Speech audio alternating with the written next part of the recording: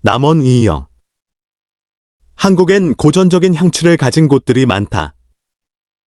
저 옛날 후손들을 위한 목적으로 남겨둔 것은 아니겠지만 그럼에도 조상들의 유산 덕분에 우리는 콘텐츠의 소스로 활용하고 있다. 한국에서 대대로 내려오는 전통 고전 소설엔 수작들이 많다. 대표작들은 학창시절 귀에 딱지가 않도록 듣고 배우고 공부했을 것이다. 무엇이든 공부를 통해 접한다면 흥미를 붙이기 어렵지만 순전히 이야기로서 하나의 대중문화로서 접한다면 유쾌하고 은유적인 작품들이 부지기수다. 나는 그래서 우리나라의 고전소설을 사랑하고 현대적으로 더 많이 각색되었으면 하는 바람이다. 고전소설을 품고 도시 중 한 곳으로 춘향전의 배경이 되는 남원이 있다. 춘향전, 광활루, 판소리. 우리네 전통으로 꾸며진 고풍스럽고 예스러운 멋진 도시다.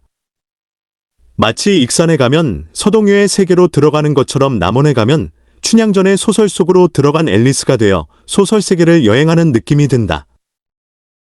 남원은 역사적으로 행정적 위상 또한 높은 도시였다. 신라가 삼국을 통일했을 때 급격하게 넓어진 국토에 비해 수도 경주는 지나치게 동쪽으로 치우쳐 있었다. 신라는 효과적인 지방행정과 수도의 편제성을 보완하기 위해 전국 곳곳의 주요 도시 5군데에 특수행정구역인 소경을 설치했다. 오소경이란 북원경, 원주, 중원경, 충주, 서원경, 청주, 금관경, 김해, 그리고 남원경이다. 오소경 중에선 유일하게 남원경의 지명만 살아남아 전해지는 것이다. 과거에는 행정단위도 등급이 있었다. 조선시대의 가장 높은 행정단위는 도, 그 아래의 12모, 그리고 그 바로 아래가 도읍으로 남원이 도읍부에 속했다. 역사적으로도 귀한 대접을 받았던 남원이니 고전적 향취를 물씬 풍기는 클래식의 시티가 아니겠는가?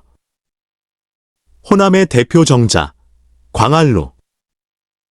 남원에 도착하면 다른 생각할 것 없이 곧바로 광활루를 찾는다. 광활루는 언제 보아도 좋다.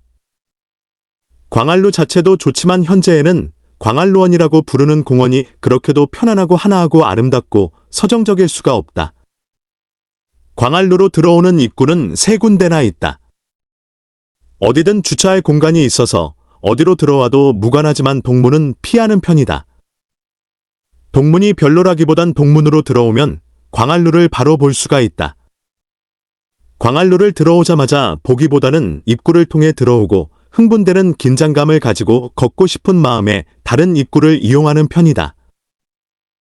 광활루 가는 길. 여러 나무들이 군데군데 장식해주는 광활루원의 넓은 길을 걷다 보면 나뭇잎과 나무가지 사이사이로 광활루가 엿보인다.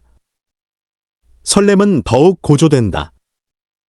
그렇게 광활루가 시야에 다 들어오는 곳까지 다다르면 풍채 좋은 돌다리를 건너야 한다.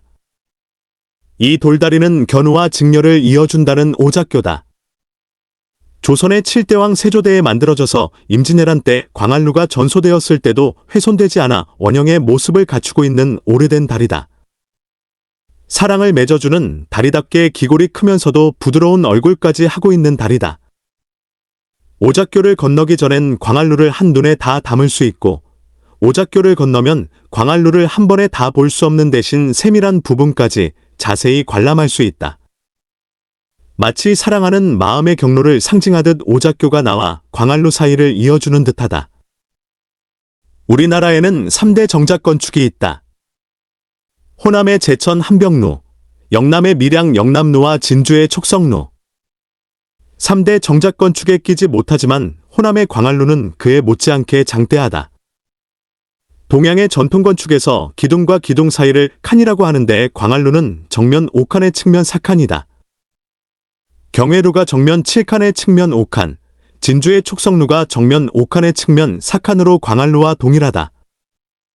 제천의 함벽루는 윙 건축을 제외하면 정면 4칸의 측면 3칸이니 광활루보다 규모가 작다. 경회루는 왕실 건축이니 고사한다면 광활루는 우리나라의 3대 정작 건축과 어깨를 나란히 하는 호남을 대표하는 정자이다. 광활루 뒤편에는 호남 제1로 호남에서 제일 가는 누각이라며 스스로 당당하게 자부하고 있다. 자기가 예쁜 걸 아는 정자인 듯해 살짝 얄밉긴 하지만 인정할 수밖에 없는 사랑스러움이 있다. 광활루가 3대 정작 건축에 끼지 못하는 이유는 정작 건축에서 또 하나 중요한 요소가 빠져있기 때문이다. 3대 정작 건축은 공통적으로 자연 그대로의 강을 끼고 있다. 제천의 한병루는 현재 충주호 수몰로 인해 자리를 이전해서 그렇지 원래 자리에서는 강을 감상할 수 있었다. 물론 인공저수지라도 강처럼 보이긴 하지만 말이다. 따라서 3대 정작 건축 모두 누각에 올라서면 자연이 선물해준 강을 감상할 수 있지만 경복궁의 경회루나 남원의 광활루는 인조호수를 감상하는 누각이다. 감상법의 차이일 뿐 경회루와 광활루의 가치가 3대 정자에 비해 떨어진다고 생각해선 안 된다. 더군다나 경회루와 광활루에겐 3대 정작 건축에서 볼 수 없는 자랑거리를 가지고 있으니 정자를 받치고 있는 사다리꼴 모양의 사각 돌기둥이다.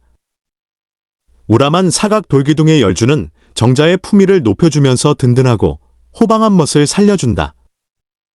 이처럼 아름다운 정작 건축을 두고 과거의 문인들이 가만히 있을 리 만무하다. 광활루 안에 들어가서 볼 순 없지만 광활루 천장에는 광활루를 찾은 문인들이 남긴 표내기 무려 83점이나 걸려있다. 광활루는 조선의 3대 왕인 태종 이방원대의 황희가 남원에 있으면서 지은 정자로 원래 이름은 광통루였는데 세종대왕 때 정인지가 이름을 광활루로 바꾸었다. 옥황상제가 사는 곳 광안청어부에서 이름을 따왔다고 한다.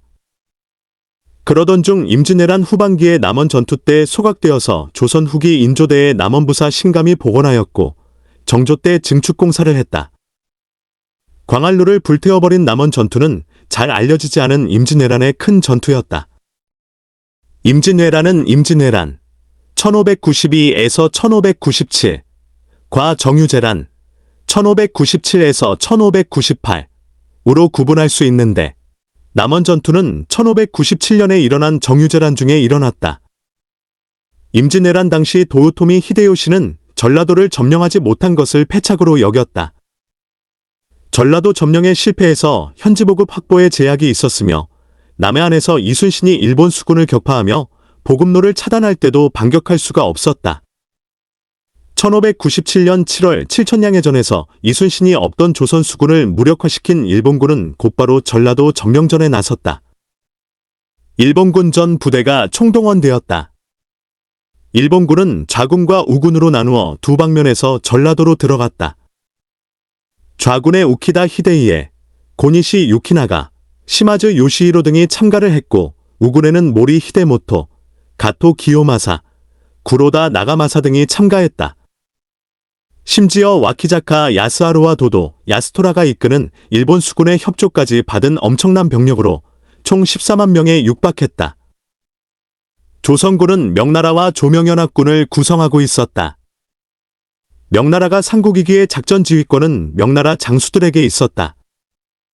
일본 우군이 덕유산 인근의 황석산성을, 일본 좌군이 구례를 함락하자 남원에 있던 명나라, 부총병관 양원은 전라도 일대 주요 고을들의 수령들에게 모든 병력을 이끌고 남원으로 집결하라는 지시를 내렸다. 명나라 핵심 부대와 전라도 병력이 남원으로 모였다. 일본 우군과 좌군은 전라도의 중심 전주에서 만나기로 하였고 일본 좌군은 진격 중에 남원을 함락하기로 하였다. 8월 12일부터 16. 일까지 치열한 전투가 벌어졌고 결과는 가슴 아프게도 조명연합군의 패배였다. 2만이 안 되는 병력으로 일본군 좌군 5만 6천 병력을 이길 수가 없었다. 전투 도중 고니시 유키나가는 명나라 양원에게 몇 번이고 항복 의사를 권유했지만 양원은 거듭 거절하며 결전의 의지를 불태웠다. 하지만 성벽 일부가 훼손되고 일본군이 물밀듯 들어오자 양원은 500여 명의 군사들을 데리고 후퇴하였다. 조선군은 끝까지 남아 싸웠으며 마지막에는 살아남은 조선군 장수들이 다 같이 화약을 터뜨려 자폭했다. 남원성을 함락한 일본군은 마치 제2차 진주성 전투에 버금가는 무시무시한 학살을 자행했다. 민간인들도 함께 싸우다 모두 희생되었다. 일본 측 사서에는 성한 사람 남녀 할 것 없이 모두 죽여서 생포한 자는 없었다. 눈뜨고 볼 수 없는 처참한 상황이었다. 고 기록되어 있다. 광활루는 이때 불타 없어졌다. 남원 전투의 패배로 일본군 좌군과 우군은 전라도에서 만나 전라도가 완전히 적의 수중에 떨어졌다. 물론 바로 이어지는 이순신 장군의 명량 대첩으로 전라도에 주둔하던 일본군은 모두 전라도를 나오게 되지만 말이다. 다시 광활루원 탐방기로 넘어오자. 광활루를 나설 땐 오작교가 아닌 다른 다리로 건너오면 완월정이라는 정자가 있다. 완월정은 1971년 현대에 들어서 광활루원을 더 동화적으로 꾸미기 위해 세운 자영 정자다. 광활루는 옥황상제가 사는 곳이고 오작교는 견우와 직녀를 이어주는 다리라면 완월정은 지상인들이 달나라를 즐기기 위한 곳을 상징한다고 한다. 그리고 완월정보다 더 안쪽으로 들어가면 월매의 집을 재현해 두었다. 월매는 소설 춘향전, 속춘향의 어미 이름이다. 역시 광활루에서 춘향전 이야기를 빠뜨릴 수가 없겠다. 광활루는 소설 춘향전에서 춘향이와 몽룡이가 처음 만나 사랑에 빠지고 같이 논일며 사랑을 키운 무대가 되는 곳이다. 춘향 테마파크. 춘향전은 어떤 소설인가? 광활루원에서 조금만 차를 타고 가면 춘향전을 테마로 한 테마파크가 조성되어 있다. 춘향전의 내용 순서에 따라 여러 구역으로 나누어 장면들은 세트로 재현해 두었다. 임권택 감독의 영화 춘향전도 이곳에서 촬영하였다고 한다. 남원은 춘향전의 배경이 되는 도시다. 극중 몽룡의 아버지가 남원 부사이고 춘향의 어미 월매는 남원 소속의 기생이다. 변학도가 사도로 부임해서 춘향이에게 수청을 강요한 것도 변학도가 남원 부사로 발령받아서였다. 춘향전은 언제 만들어졌는지조차 알 수 없는 작자 미상의 소설이다. 대략적으로 조선 후기 영정조 시대로 추정할 뿐이다. 공식적인 책으로 출간된 건 개화기와 일제강점기 때에 이르러서다. 춘향전은 경판본과 완판본으로 구분된다. 경판본은 한양에서 출판된 책, 완판본은 전주에서 출판된 책을 뜻하며 경판본이 30장, 완판본이 84장이니 차이가 꽤 큰 편이다.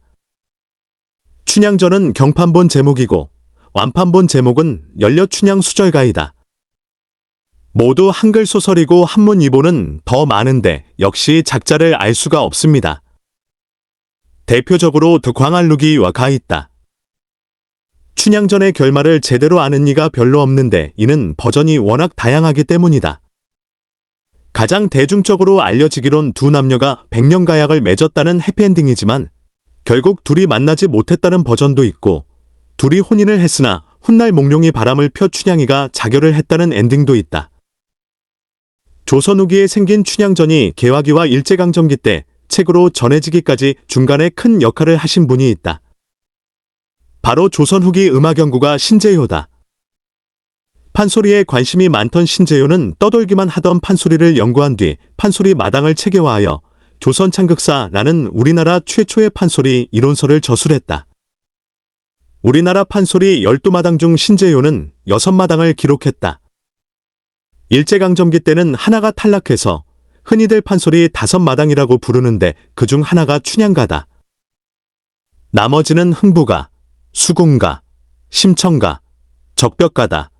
춘향전이 아니라 춘향가인 이유는 판소리, 즉 노래이기 때문이며 조선 후기에 신재효가 그나마 12마당 중에 6마당이라도 그 가사를 남겨주었던 덕분에 나중에 가서 춘향전이라는 책으로도 발간될 수 있었다.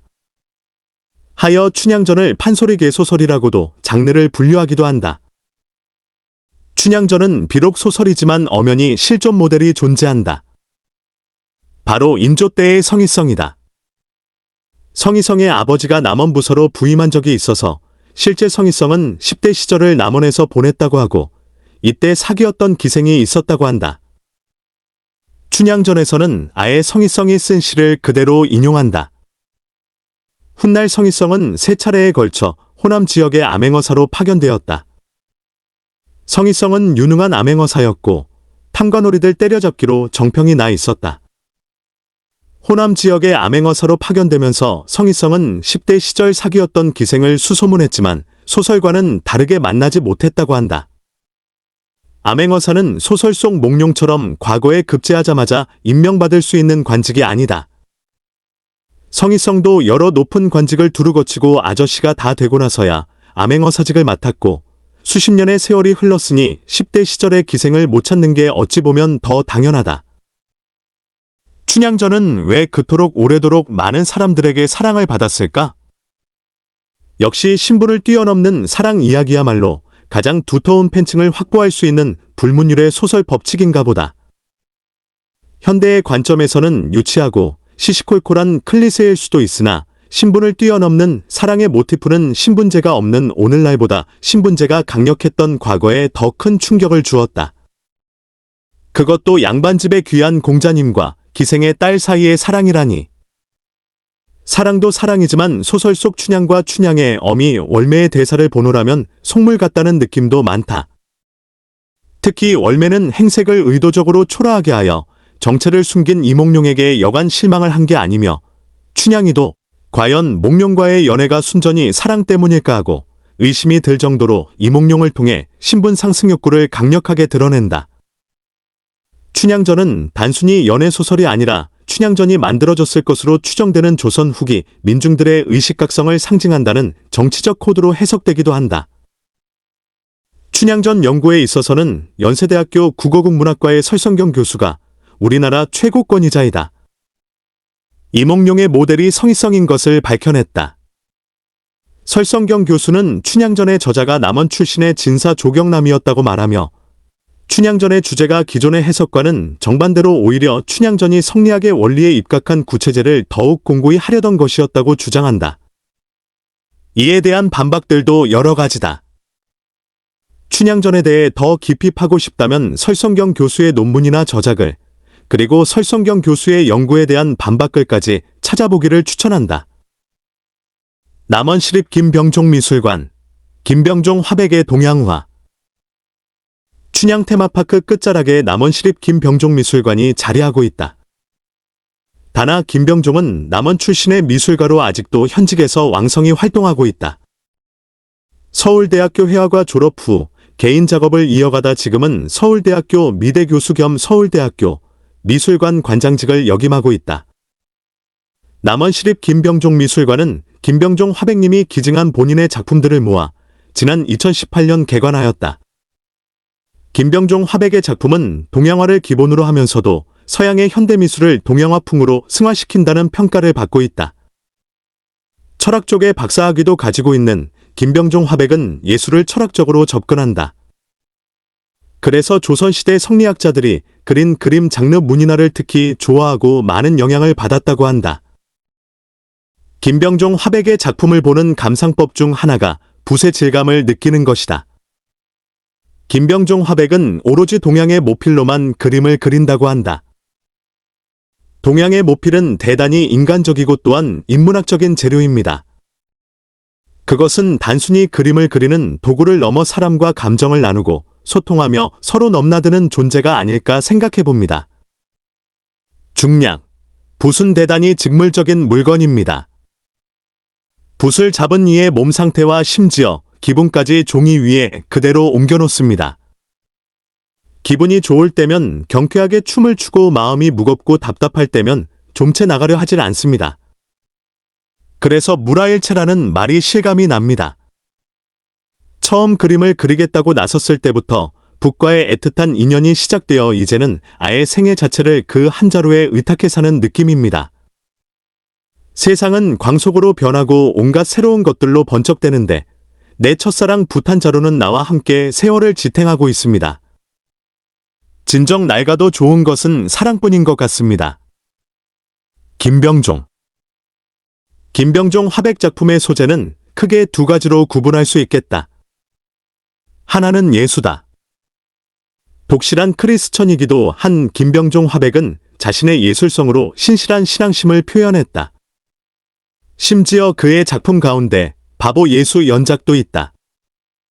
각 종교별 절대자의 모습을 권위적이고 이상적으로 그릴 수도 있지만 김병종 화백의 예수는 특별할 것 없는 평범한 이들과 함께 고뇌하고 괴로워한다. 결코 가벼워 보이지 않는 건 거친 모필로 화백 당신의 진실한 마음을 나타내기 때문일 것이다.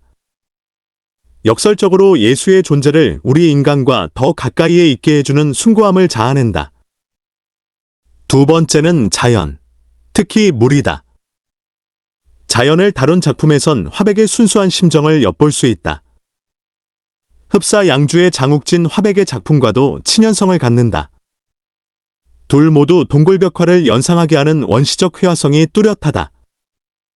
두 화백 모두 아마 생명체의 본질을 있는 그대로 드러내고자 했기 때문일 것이다. 자연을 그린 작품에서는 강인한 생명력이 뿜어져 나온다. 김병종 화백은 물을 소재로 많은 작품을 남겼는데 상선약수라는 제목의 작품이 있다. 상선약수란 도교에서 말하는 이상적 생의 원리로 최고의 선은 물과 같다는 뜻이다. 흐르는 성질의 무구한 물을 통해 김병종 화백은 자연의 생명력, 그 본질에 담긴 순수한 선을 추구했던 건 아닐까. 김병종 화백의 그림도 그림이지만 미술관의 구성과 건축도 훌륭하다. 물과 콘크리트의 조합은 안도 다다오의 건축을 떠올리게도 한다. 건축의 외관도 외관이지만 무엇보다 미술관의 구성이 김병종 화백의 작품 세계와 사상을 관람객이 더 잘 이해할 수 있도록 이바지하고 있다. 미술관을 직접 찾아가 보면 맨 마지막 전시에서 무엇을 의미하는지 바로 알아차릴 것이다. 작가와 작가의 작품, 전시관 세 요소가 완벽하게 조화를 이루고 있는 만족도가 아주 높았던 미술관이었다. 남원 추어탕의 비밀. 첫째 날 저녁은 춘향전보다 더 남원의 명성을 드높인 추어탕이다. 남원을 돌아다녀 보면 세상의 모든 추어탕집이 남원에 모여 있다고 생각이 들 만큼 일반 식당에서는 추어탕을 대부분 팔고 있다. 그 정도로 추어탕은 남원의 자랑이다.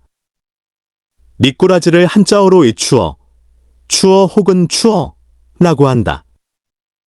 미꾸라지, 추어는 가을에 살이 가장 많이 올라 제철이라고 하며 갈아 넣는 방식과 통째로 넣는 방식이 있는데 아무래도 갈아 넣는 방식이 거부감이 덜한 편이다.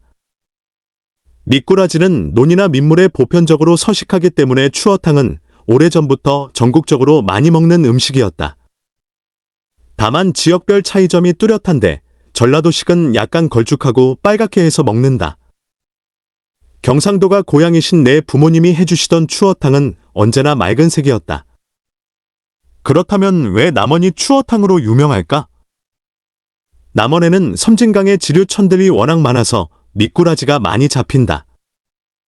하지만 남원의 추어탕에는 비밀이 하나 있다. 원래 남원의 추어탕은 미꾸라지가 아니라 미꾸리로 만든 요리였다.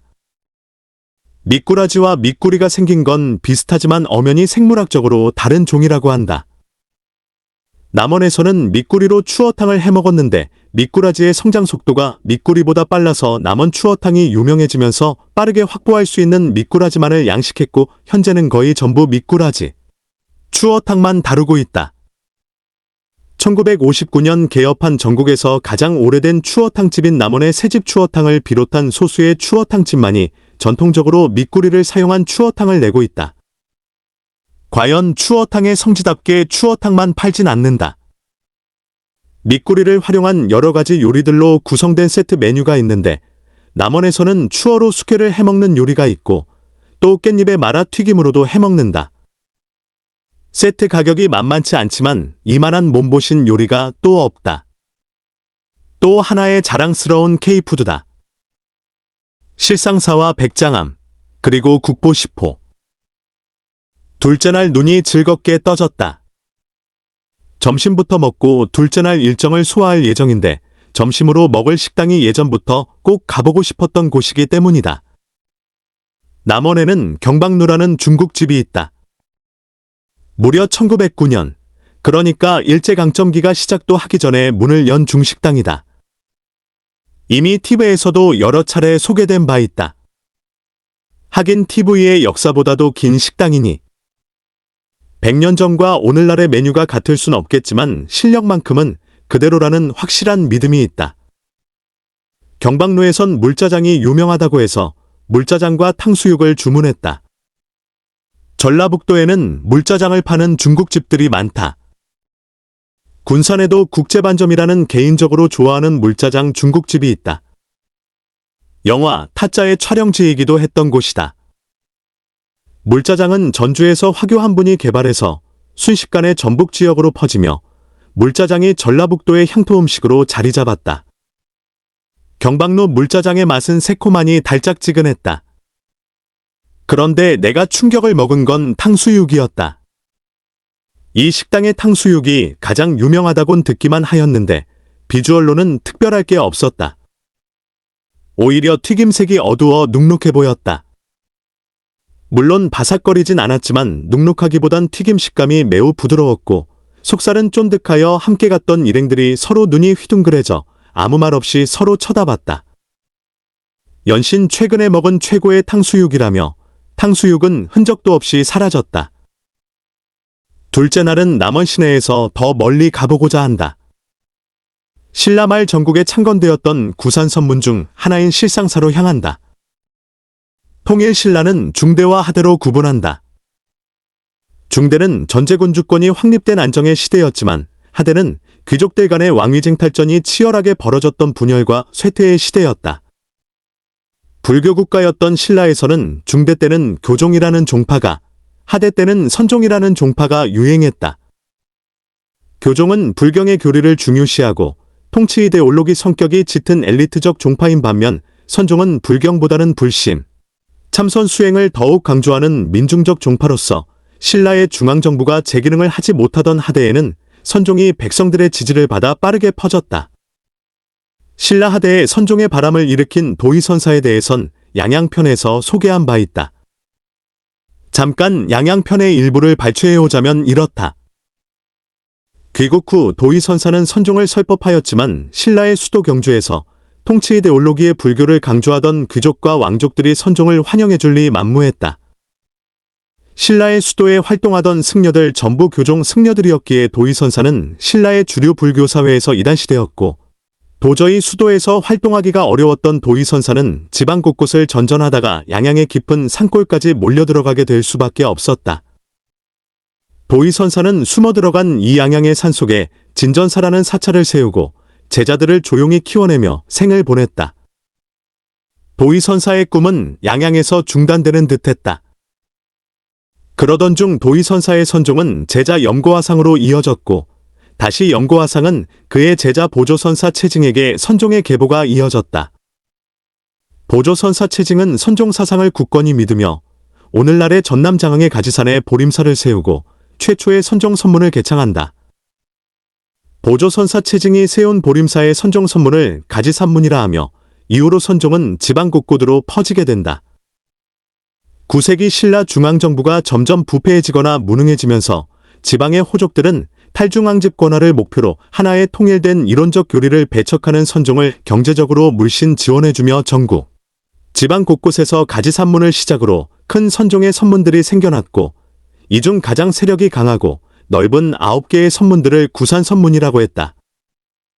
지방호족들은 선종 승려들과 선종 사찰에 경제적 지원을 하고 그들로부터 사상적 지지를 받으며 민심을 모을 수 있었고 이를 토대로 신라 사회를 해체해가며 결국 신라는 하나의 지방호족에서 시작했던 왕건이 고려에게 멸망하고 만다. 서울 촌놈의 국내여행 부수기 양양편. 도의선사의 종맥을 이어받아 탄생한 구산선문 중 가장 규모가 컸다던 성주산문은 보령편에서 소개한 바 있다. 동방의 대보살이라 불리던 무염스님이 개창한 성주산문은 보령의 성주사에서 크게 확대되어 2,000명의 승려들이 수도했던 적도 있었다고 한다. 이번 남원편에서는 두 번째 구산선문 실상산문을 소개하고자 한다. 성주산문의 개창자가 무염스님이었듯 실상산문의 개창자는 홍척스님이었다. 신라말 대학자 최치원은 북산에는 도의, 남학에는 홍척이라고 평하며 한국 선종의 성각자인 도의선사와 홍척스님을 동등하게 보았다. 홍척스님은 당나라에서 유학 후 귀국하여 신라 42대 국왕인 흥덕왕 3년째인 828년 지금의 전북 남원의 실상사를 개창했다. 흥덕왕과 흥덕왕의 아들 성강태자, 김춘공이 홍척스님에게 가르침을 받은 적도 있었다. 홍척의 실상사도 흥덕왕과 성강태자의 경제적 지원으로 창건되었던 듯하다. 홍척 스님의 실상사는 제자 수철 스님이 이어받았다. 실상산문을 개창한 건 홍척스님이지만 수철스님대에 이르러 크게 번창했다. 흥덕왕이 홍척스님에게 가르침을 받았다면 수철스님은 신라 48대 국왕인 경문왕에게 불도를 가르쳤다고 한다. 보령의 성주사는 현재 소실되어 터만 남아왔지만 남원의 실상사는 실체가 남아있다. 실상사는 통일신라 9세기에 창건되어 조선시대까지도 큰 사찰 중 하나였지만 1468년, 세조 14년 전소되고 말았다. 그간 승려들은 근처의 암자 백장암에 기거하면서 작게나마 일부 정각들을 복원하나 싶더니 임진왜란 때 다시 소실되어 버렸다. 조선의 19대 임금숙종이 크게 중건해 주었다. 하지만 1882년, 고종 19년, 양재무, 민동혁 두 사람이 절이 있는 땅을 빼앗고자 실상사를 불태워버렸다. 이듬해부터 승려들이 힘을 모았고 오늘날에 이르기까지 부분적으로 정각들을 복원하였다. 도굴의 기억이 많아 지금의 실상사 모습은 과거 구산선문의 영광을 생각한다면 실망할 가능성이 크다. 차를 타고 가면 주차장에서 곧바로 실상사 경내로 들어올 수 있는데 사찰의 규모가 협소하기 때문이다. 그 와중에도 실상사의 석등은 여느 훌륭한 명작 석등 못지않다. 이 석등만큼은 통일신라 시대 홍척스님이 개창했을 당시의 석등이다. 높이 5m의 큼지막한 실상사 석등은 모범적인 비래미를 띠고 있어서 감상자의 시선을 참으로 편안하게 해준다. 하대석 간주석 상대석의 구조와 조각 무늬가 정연하게 배치되어 있으며 특히 간주석은 단순한 일직선의 기둥이 아닌 3단으로 나눈 뒤 앙증맞은 무늬들로 장식되어 있다. 가장 인상적인 것은 옥계석, 지붕돌의 귀퉁이다. 옥계석의 각 귀퉁이를 연꽃 모양으로 치켜올려 훌륭한 악센트를 가미했다. 실상사 석등의 연꽃 귀퉁이는 화려한 보조와 어울리며 석등에 치솟는 상승감을 자아내준다. 실상사에서 만족하긴 이르다. 실상사에서 차를 타고 10분만 험하고 가파른 길을 오르면 실상사의 부소감자 백장암이 있다. 실상사가 불타버렸을 때 승려들이 백장암에서 기거했고 무엇보다 이곳엔 국보시포 남원 실상사 백장암 3층 석탑이 있다. 남원 실상사 백장암 3층 석탑의 정확한 연대를 알 수는 없으나 통일신라 9세기경으로 추정하고 있다. 실상사로부터 약 5km 가량 북쪽으로 가다 보면 백장암이라는 암자가 나온다. 이 암자에는 국보시포 실상사 백장암 3층 석탑이 있다. 실상사 백장암 3층 석탑은 3층이라는 양식에서 알 수 있듯이 통일신라 전형의 양식이다. 통일신라 연간엔 90% 이상이 3층 양식으로 만들어졌고 전국에 있는 3층 석탑들도 대부분 통일신라 혹은 고려 초기로 소급되고 있다. 통일신라는 중대와 하대로 나뉘는데 중대에선 고전적 미술양식이 완성되었다면 하대에서는 완성된 고전양식의 틀을 깨는 새로운 형식들이 시도되었다. 석탑을 만드는 조석예술에서는 3층이라는 기본양식을 고전적 방법으로 두고 이를 바탕으로 파격을 가하는 이형탑들이 만들어졌다. 실상사 백장암 3층 석탑도 9세기 하대에 조각된 석탑으로 완벽한 이형탑은 아니지만 3층 양식이란 토대로 디테일 면에서는 형식에 얽매이지 않은 이형적 요소들이 시도되었다. 우선 일반적인 석탑은 층이 높아질수록 좁아지는 체감률이라는 게 있는데 이 탑은 체감률이 거의 존재하지 않고 거의 일직선으로 고든 맵시를 보인다. 또한 받침도를 최소화하여 몸통부를 자신감 있게 드러내고 있으며 각 탑신면에는 각종 불상들을 조각해 넣어 장식성을 가미하였다. 받침도를 최소화하는 방식에서 자칫 안정감이 부족할 수 있는 부분에서는 탑신의 1층 높이를 의도적으로 높여 보완하였다. 이 또한 전례를 찾아볼 수 없는 석탑 양식이다. 실상사 백장암 3층 석탑은 탑의 상륜부도 그대로 전해진다. 대부분의 석탑들은 상륜부가 훼손되기 마련인데 실상사 백장암 3층 석탑은 원형이 그대로 남아있어 사적 가치를 인정받고도 있다. 체감률이 거의 제로에 수렴하는 고든 직선에 또 곧바로 상승하는 상륜부는 탑의 수직성을 제대로 살리고 있다. 실상사 백장암 3층 석탑은 그대로도 멋지긴 하지만 예술이라 함은 나무와 함께 숲도 바라볼 줄 알아야 한다. 동양예술에선 특히 더 그렇다. 동양의 건축이나 전통적 설치 예술은 혼자 돋보이는 방식을 병적으로 기피하고 조화로움, 즉 얼마나 어울리는가에 가장 큰 주안점을 둔다. 따라서 탑이라는 것은 본디 그 탑이 공존하고 있는 사찰 전체 속에서 파악하고 더 나아가 주변 자연과의 배치까지 파악해야 한다. 다만 목조 건축이 대부분이었던 한국 사찰들은 화재로 남아있지 않고 석탑만 덩그러니 놓여 있기에 맥락 파악에 다소 제한적일 수 있다. 그런 점에서도 실상사 백장암 3층 석탑은 우리의 귀중한 작품인 것이다. 고려 외구 토벌의 최종장, 황산대첩. 남원 여행을 떠나기 전 이것저것 자료를 찾던 중 황산대첩이 일어난 곳이 남원이었다는 것을 보고 깜짝 놀랐다. 황산대첩이야 알고 있었고 지리산 언저리에서 싸웠다고만 알고 있지 그곳이 남원이었다니. 도저히 안 가볼 수가 없어서 황산대첩의 전적지와 그 승리를 기념하는 비석을 세워둔 황산대첩비지를 찾았다. 계백과 김유신이 싸웠다는 황산벌과는 완전히 다른 곳이다. 황산대첩은 고려시대 말 이성계가 왜구들을 평정한 고려시대 왜구와의 최종전이었다. 왕이 되기 전 군인 시절의 이성계에게는 전설적인 전투들이 전해져 내려오는데 그 중에서도 하이라이트가 1380년 일어난 황산대첩이다. 고려 말 일본 왜구들의 횡포와 노략질이 매우 극심했다. 매년 아니 거의 매월 왜구들이 한반도를 노략질했고 해안가만 피해를 본 게 아니라 왜구들은 한반도 내륙으로도 깊숙이 들어와서 약탈을 일삼았다. 왜구들의 약탈은 점점 과감해져서 심지어 세금은 반선인 조운선을 공략하기도 했을 정도였다. 오죽하면 고려인들보다 왜구들이 한반도 지리에 더 빠삭했다. 고려 말 왜구들의 침입 중 가장 규모가 컸던 침입이 1380년이었다.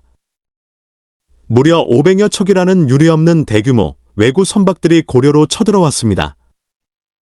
당시 남북조로 나뉘었던 일본에서 영향력을 확대하려고 했던 남조는 규슈에 대한 지배력을 공고히 했고 여기서 쫓겨난 사무라이 세력들이 왜구들과 결탁해서 작정하고 고려로 넘어온 것이었다. 500척의 왜선이 서천이랑 군산 사이 진포라는 곳에 정박을 하고 왜구들은 내륙으로 약탈을 하러 떠났는데 고려의 최무선 장군이 화포를 사용해서 500척을 전부 부숴버렸다. 우리나라 최초로 화포가 사용된 진포대첩이었다. 이러니 왜구들이 일본으로 돌아갈 배가 없어져 버렸다. 왜구들은 기왕 이렇게 된 거 고려 곳곳을 유린하겠다며 한반도 남부지방을 탈탈 털다가 지리산까지 내려왔다. 고려는 9명의 최고 원수들이 이끄는 1만의 병력을 보내는데 경남 함양에서 대패배를 해버리자 최영의 추천에 따라 이성계가 전선에 투입되었다. 이성계도 이성계지만 이성계가 보유하고 있던 군벌이 고려에서 가장 강한 기병대였다. 이성계는 남원의 황산에 왜구들이 집결해 있다는 정보에 남원에 도착했다. 이성계는 우선 보병들이 왜구들과 정면에서 싸우게 하고 그 사이 이성계는 직접 기병대를 이끌고 크게 돌아 왜구들의 후면을 공격했다. 왜구들은 황급히 황산의 높은 곳으로 도망쳤다. 고지대를 선점한 왜구들은 아래에 있는 고려군에게 화살을 퍼부으며 견고한 방어벽을 구축하고 있었다. 더군다나 황산의 길이 너무 험하고 가파른 절벽길이라 병사들이 진군이 힘들다고 하자 이성계는 본인이 직접 나서서 가파른 길을 올라가 길을 뚫었다. 다시 한번 격전이 치러지는 가운데 이성계는 2번이나 낙마하고 왼쪽 다리에 화살을 맞을 정도로 난전이 펼쳐졌다. 이성계가 병사들에게 겁이 나면 도망가라. 나는 적과 싸우다 죽겠다라며 전투 의지를 다졌다.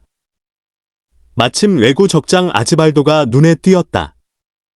신궁이었던 이성계는 화살을 쏴 정확하게 아지발도의 투구를 떨어뜨렸고 아지발도가 떨어진 투구를 주우려는 찰나에 이성계의 의동생 이지란이 한 번 더 활을 쏴서 아지발도를 사살했다. 적장을 잃은 왜구들은 도망치다가 반 이상이 낭떠러지에 떨어져서 죽었다. 살아 도망친 왜구의 수는 고작 70명이었고 황산대첩 이후로 한동안 왜구들은 한반도를 침략하지 못했다. 어이가 황산대첩비지는 전적지에 승리를 기념하는 탑이 하나 있는 정도라 볼만한 것이 그렇게 많은 곳은 아니다. 그리고 황산대첩비지라고 부르는 이유는 황산대첩비가 일제강점기 때 일제에 의해 크게 훼손되어 광복이 되고 나서야 복원됐기 때문이다. 조선인의 조상이 일본인의 조상을 혼쭐낸 승전비를 가만 냅뒀을 리 만무했을 것이다. 황산대첩비지를 가면 파비각이라고 있다. 일제 때 훼손되었던 비석의 파편들을 모아다가 보관해둔 곳이다. 황산대첩비지 옆에는 어이각이라고 있는데 황산대첩 승리 후 이성계 장군이 황산대첩의 승리는 한 명의 공이 아니라 우리 모두가 힘써 이룬 승리라고 바위에 새겨두었는데 일제가 이를 또 훼손시켜버려서 흔적을 찾아볼 수가 없다고 한다. 서도역 폐역. 남원 여행의 대미를 장식할 곳은 서도역 폐역이다. 다른 폐역들과 달리 목재로만 세워진 서도역 폐역은 고풍적인 인상 덕에 많은 관광객들의 사랑을 받고 있다. 특히 드라마 미스터 션샤인의 촬영지로 유명해졌다. 드라마 미스터 션샤인뿐 아니라 1980에서 1996년까지 연재되었던 최명희 소설가의 대하소설 혼불의 배경이 되는 곳이기도 하다. 일제강점기 남원의 몰락 양반가를 다룬 소설로 큰 히트를 쳤으며 서도역 인근에는 혼불문학마을도 조성되어 있다. 집으로 돌아가기 위해 다시 남원 시내로 돌아왔는데 아직 버스 시간까지 남아있어서 어떻게 시간을 보낼까 고민하던 중 날이 저물었으니 광안루의 야경이 떠올랐다. 멀지 않은 곳에 있다 보니 광안루 야경만큼은 보고 가야 할 듯 싶어 이번에는 바로 광안루로 마주할 수 있는 동문으로 들어왔다. 그리고 광안루를 영접하는 순간 광안루 야경은 내 탁월한 선택이었구나 스스로에게 칭찬했다. 나는 본디 야경을 그다지 좋아하지 않는다. 그 자체의 멋을 가리고 인위적으로 예쁨을 강요하는 듯해서다. 하지만 광안루의 야경은 내 여행신념을 무너뜨릴 정도로 동화적이고 낭만적이다. 몽룡이와 춘향이가 하호호 밤몰래 논일던 소리와 방자와 향단이가 서로에게 눈길을 보내는 장면을 상상해보면 광안루 구경이 더욱 풍부해진다. 호수물에 비춘 광안루와 달의 반사상이 소설 속 세계처럼 보이고 저 호수에는 춘향이와 몽룡이가 정말로 있을 것만 같다. 아니 있었으면 하는 괜한 순수한 생각을 해본다. 남원에 오면 남원뿐 아니라 춘향전 이의 매력에 푹 빠지게 된다. 춘향전은 시대를 막론하고 남녀노소 누구에게나 사랑받던 작품이었다. 그만큼 단순한 애정소설을 뛰어넘어 여러 층위로 해석될 여지가 많은 작품이다. 그간 춘향전을 모티프로 각색한 여러 대중작품들이 나왔지만 더 많고 다양한 작품들이 나오길 바란다. 춘향전은 우리나라의 소중한 컨텐츠 리소스이고 춘향전의 잠재성만큼 우리나라 컨텐츠 기획력의 잠재성도 무궁무진하다는 굳은 믿음이 있다. 여행의 재미를 더 깊이. 여행지와 어울리는 책 추천. 김병종 화집바보 예수앤드, 김병종 화집 생명의 노래. 남원시립 김병종 미술관에서 김병종 화백의 모든 작품들을 구경하실 수는 없습니다. 남원 여행을 통해 김병종 화백의 그림에 관심을 갖게 되고 다른 작품들도 궁금하신 분들에게 추천드립니다. 김병종 화백의 작품들을 모은 화집이 한 권과 두 권으로 나누어 출판되어 있습니다. 소재별로 한 권은 바보의 수라는, 두 권은 생명의 노래라는 부제를 가지고 있습니다. 김병종 화백의 예수 그림은 오로지 화백 당신만이 그릴 수 있는, 어느 누구도 그릴 수 없는 대체불가한 작품들입니다. 자연을 그린 그림들 또한 독특해서 자연에 대한 한 예술가의 철학적 접근론을 조금이나마 이해할 수 있습니다. 미술관에서 어느 정도 김병종 화백의 그림 세계에 빠지고 난 다음 화집을 보면 시야도 넓어지고 안목도 달라질 겁니다. 여행의 재미를 더 깊이. 여행지와 어울리는 영화 추천. 임권택 감독의 춘향전. 가장 한국적인 영화를 만들어 오던 임권택 감독님의 춘향전입니다. 조승우 배우의 데뷔작이기도 하죠. 단순히 춘향전의 내용을 답습하고 재현하는 영화는 아닙니다. 현대의 대학생들이 판소리 공연에 구경을 가고 창가의 춘향가 노래에 맞추어 춘향전의 세계로 들어가는 구조를 취하고 있습니다. 춘향전을 다룬 영화 중에 가장 예술적인 영화랍니다. 백상예술대상에서 영화 부문 대상을 수상했고 한국 영화 최초로 칸 영화제 경쟁작으로 초청되었죠. 일부 영화평론가들은 춘향전을 임권택 감독 필모 중 최고작으로 뽑기도 합니다. 정성일 영화평론가님은 세대에서 세대를 건너온 소리마당이 여기서 비로소 영화라는 서구 근대와 처음으로 조화를 얻어내고 화해한다고 평했으며, 허문영 영화평론가님은 마침내 한국적 영화미학이라는 미지의 영토를 발견했다고 평했습니다.